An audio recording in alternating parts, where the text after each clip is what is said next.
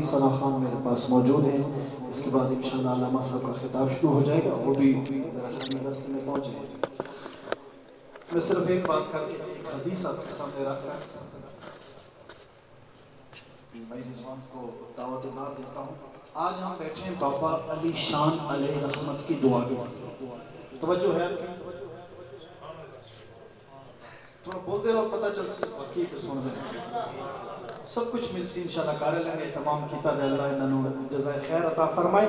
مقصد ہمارا یاد رکھیں کھانا کھانا نہیں ہے, مقصد ہمارا ہے اللہ کی بارگاہ میں ہاتھ اٹھانا. اسی لیے آئیں آپ اتنے دور سے سفر کر کے. میں گیا ہوں آپ کے گاؤں میں بنال میں, بڑا مشکل ہے. خیر آپ تو آتے جاتے رہتے ہیں لیکن مشکل ہے سفر کرنا. آپ اتنے دور سے آئے ہیں, ارادہ یہ لے کر آئے ہیں کہ گھر والوں نے بلایا ہے بابا علی شان کی دعا کریں گے. ہو سکتا ہے ہماری دعا کی برکت سے اللہ کسی کے آمین کہنے کی وجہ سے اللہ اس کی بخشش فرمائے. یہی وجہ. آؤ میں آپ کو ایک حدیث سناتا ہوں. ہم دعا کریں اللہ سنتا ہے. وَإِذَا سَأَلَكَ عِبَادِي عَنِّي فَإِنِّي قَرِيبٌ أُجِيبُ دَعْوَةَ الدَّاعِ.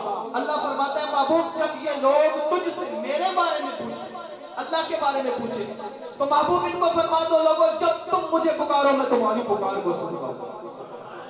تم بنال میں پکارو تو میں پکار کو سنوں گا, کلر آ کر پکارو تو سنوں گا, گراؤنڈ میں پکارو تو سنوں گا, مسجد میں پکارو تو سنوں گا, گھر میں پکارو تو سنوں گا. یہاں تک کہ رات کے اندھیرے اور تاریکی میں بند کمرے میں بیٹھ کر بھی پکارو تو پھر بھی سنوں گا. اس لیے کہ سننا رب کا کام ہے. وہ حی القیوم ہے, وہ ہر وقت سننے والا ہے. بات میں جلدی جلدی سنانا چاہتا ہوں, اصل مقصد میرا وہ حدیث سنانا ہے. حضرت حذیفہ بن یمان یہ حضور کے بڑے رازدان صحابی ہیں. ہوتا ہے نا دوستوں میں ایک بڑا راز والا ہو جس کے ساتھ اپنے راز بندہ جس کے ساتھ تنہائی کی باتیں کرتا ہے, جس کے ساتھ بڑی خاص قسم کی باتیں. حضور ان کے ساتھ خاص باتیں کیا کرتے ہیں, رازدان تھے. آپ توجہ کرنا میری طرف. آپ اپنی امی کو ایک دن دبا رہے تھے, ماں جی کی خدمت کر رہے تھے. پتہ چلا صحابہ کرام علیہ رضوان کو جو مقام ملا حضور کے بعد ماؤں کے قدموں سے ملا. اس لیے میرے نوجوانوں, میرے دوستوں, میرے بچوں اپنی ماں کے قدموں کو دبایا کرو. یہ سبق ہے پہلا. ماں کے قدموں کو دبا رہے تھے تو ایک دن امی کو کہنے لگے امی آج اجازت دے نا, اجازت دے میں ذرا مسجد نبوی میں حضور کے پیچھے مغرب کی نماز پڑھ کر آتا.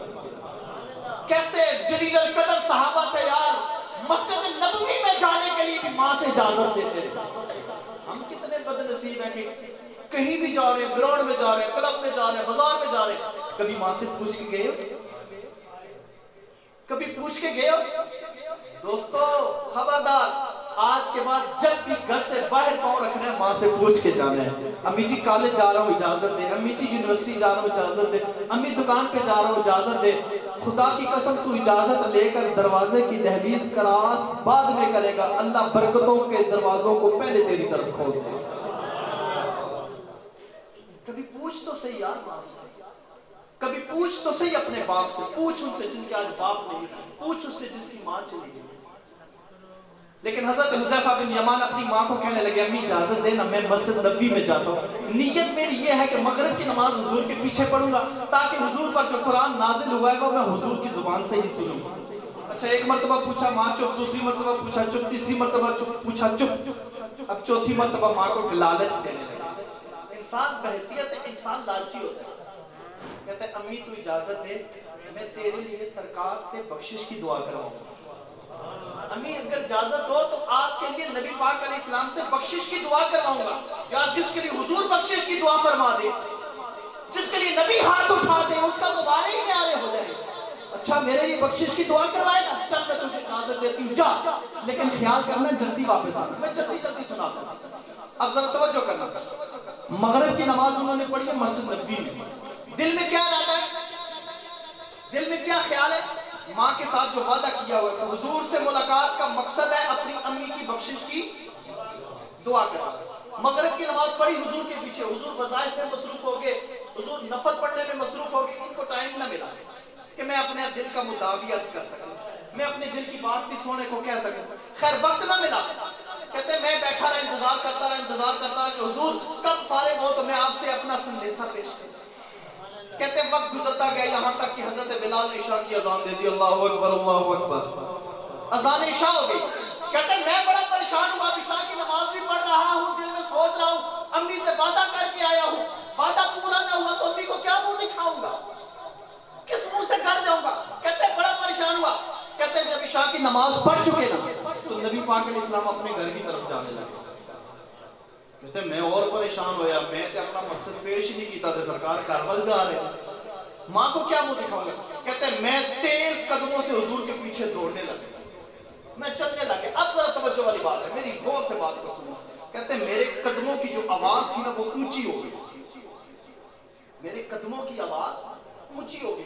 سرکار اپنے گھر کی طرف جا رہے ہیں، پیچھے دیکھا نہیں، پلٹ کر واپس دیکھا نہیں، مجھے دیکھا نہیں، اور جب میرے قدموں کی آواز اونچی ہوئی تو آگے دیکھ کر اپنے گھر کی طرف رخ کرتے ہوئے پیچھے مجھ سے مخاطب ہو کر کہنے لگے حذیفہ، حذیفہ، استفہامیہ لہجہ، میرے پیچھے جو آ رہا ہے، میرا جو تعاقب کر رہا ہے، میرے پیچھے پیچھے جو آ رہا ہے، کیا حذیفہ ہے؟